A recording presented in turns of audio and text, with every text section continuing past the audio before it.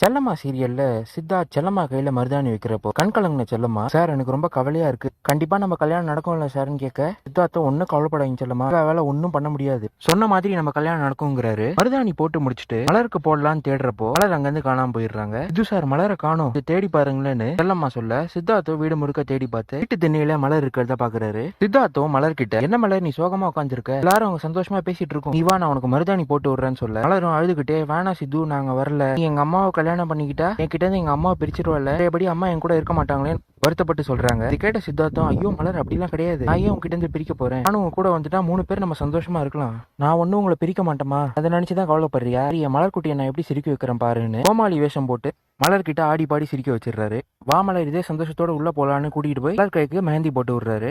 மலர் சித்தார்த் கிட்ட சிரிச்சு பேசி இருக்கிறத பார்த்து செல்லம்மா சந்தோஷப்படுறாங்க. மகேஷ் மாணிக்கத்துக்கிட்ட இருந்து தப்பிக்கணும் கையில கட்டி இந்த கழுத்தை அறுத்து அங்கிருந்து தப்பிக்கிறப்போ மாணிக்கம் மகேஷை பிடிச்சிடுறான். மகேஷும் மாணிக்கத்தை அடிச்சு தள்ளி விட்டு அங்கிருந்து தப்பிக்கிறப்போ கண்முழிச்ச மாணிக்கம் மகேஷை துரத்திக்கிட்டே போறாரு. இதான் இப்ப சொல்ல நடந்தது.